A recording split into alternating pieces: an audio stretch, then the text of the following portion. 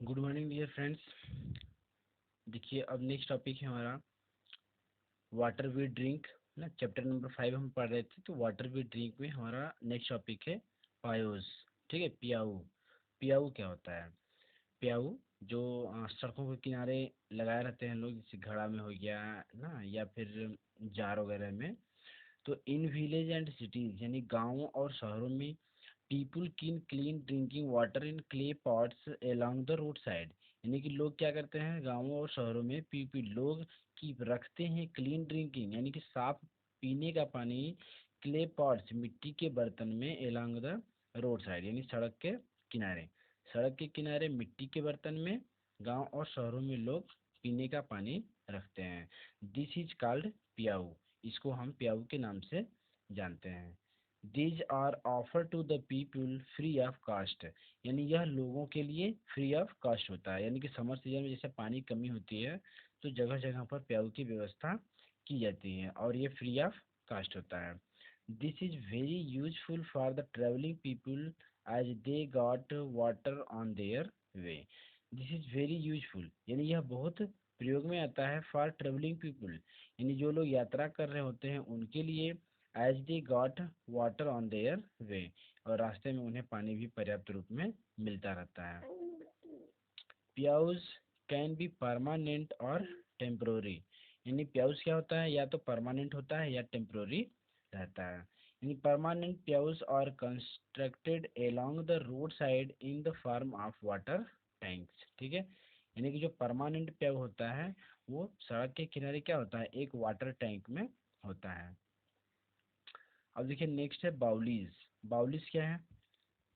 ए बाउली और a step well. ठीक है, एक बाउली क्या होती है, स्टेप वेल यानी कुएं की तरह ही बाउली होती है, लेकिन कुआं क्या होता है, ज़्यादा गहरा होता है और कम चौड़ा होता है। और बाउली क्या होती है, ये गहराई कम होती है और चौड़ाई ज़्यादा होती है। Is a deep open well in which rain water is stored. यानी कि जहाँ पे इसकी गहराई में विच रेन वाटर, जहाँ पे पानी को स्टोर किया जाता है। It has steps to reach to the bottom. ठीक है, यानी इसके निचली तली तक पानी को स्टोर किया जाता है।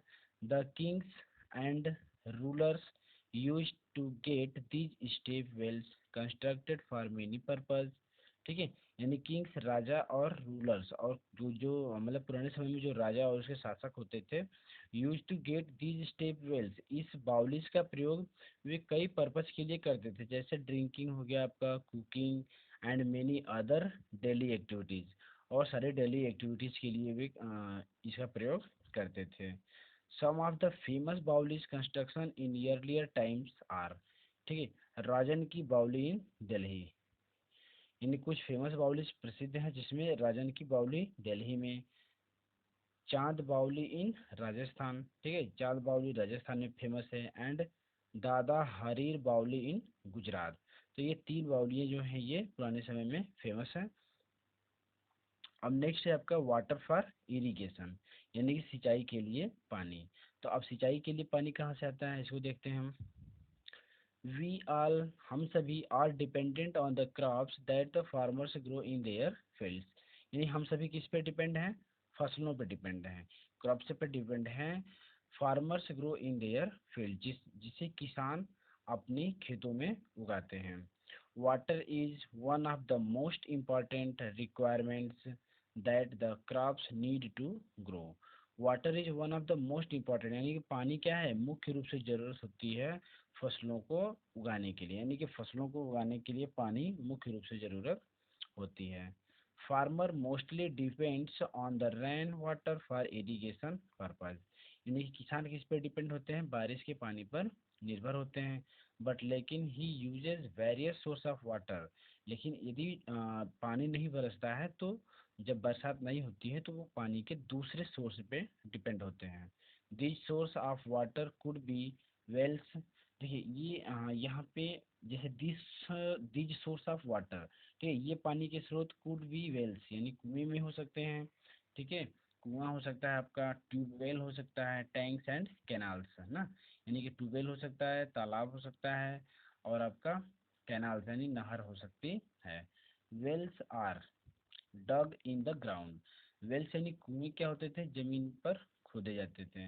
It was the main source of water in village, यानी यह गांव का क्या था, एक मेन सोर्स था। Water is fetched by a rope and bucket using a pulley, यानी कि पानी को रस्सी और बाल्टी के सहारे गहराई से खींचा जाता था। Tubewell on the other hand are very useful for the irrigation purpose. इसके बाद हमारा क्या आया, ट्यूबवेल ना, यानी कि ट्यूबवेल के माध्यम से भी हम सिंचाई को करने लगे। दीज आर डीपर, यह गहरा होता था, देन वेल्स, कुएं की अपेक्षा। ठीक है, तो अब इसकी गहराई बहुत ज़्यादा होती थी लेकिन चौड़ाई बहुत कम होती थी। तो इसको हम इलेक्ट्रिक और डीजल पंप के माध्यम से खींचते थे। Are used to draw water from the ground through the tubes. Canals, नहर are also made to irrigate the fields, यानी नहरों के माध्यम से भी खेतों की सिंचाई की जाती थी। These are dug to take water from rivers और कनेक्टेड टू द रिजर्वायर और डैम। ठीक है, दीज आर डग, यानी इनकी जब खुदाई की जाती थी तो नदियों को जोड़कर, ठीक है, नदियों को जोड़कर रिजर्वायर यानी कि पानी को एक जगह एकत्रित किया जाता था या उसे बांध के रूप में बना करके यूज किया जाता था।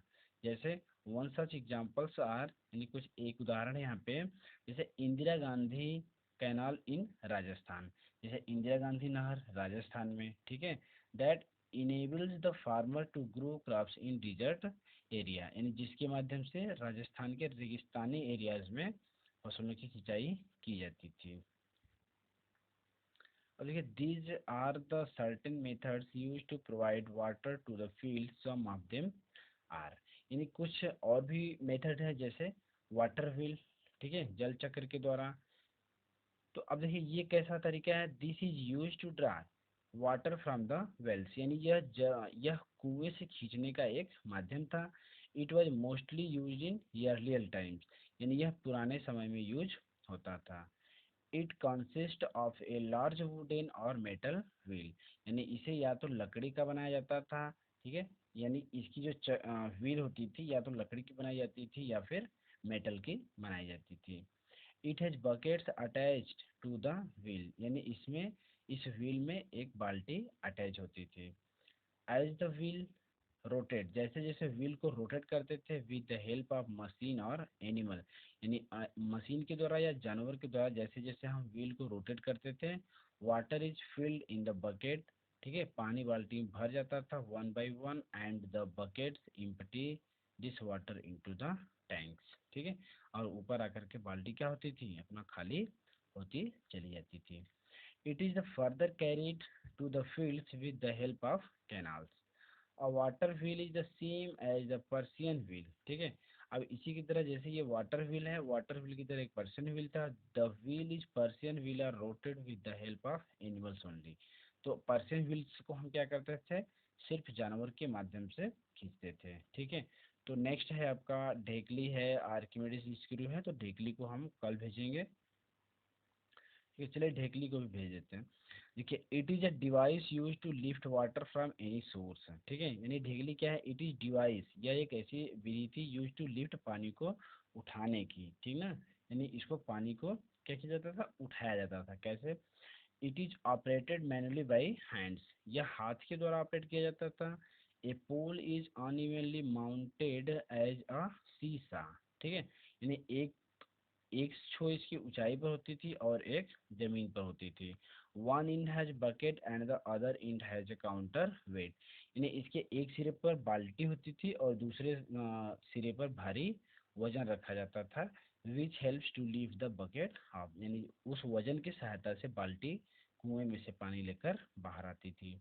The buckets are filled by drawing them into the water and then the water is used for the irrigation purpose, यानी कि बाल्टी जैसे ही भरती थी तो बाल्टी को हम भर करके ऊपर लाते थे और अपना सिंचाई का काम करते थे।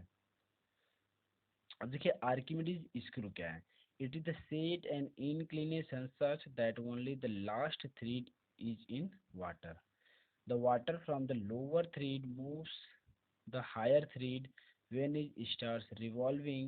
It is one of the useful method of lifting water। देखिए, आर्किमिडीज स्क्रू क्या है, it is set of N inclination such that only the last thread is in water, यानी कि इसकी जो निचली तली है, ठीक है, इसमें पानी चला जाता था ना, फिर क्या होता है, the water from the lower thread, पानी क्या होता था लोअर थ्रेड निचले तल से मूव्स टू हायर थ्रेड, निचले तल से होकर के यह ऊपरी तल तक आता था। वेन जब is stars revolving it is one of the useful methods of lifting water, यानी यह भी क्या है, एक तरह से पानी उठाने की अच्छी विधि है।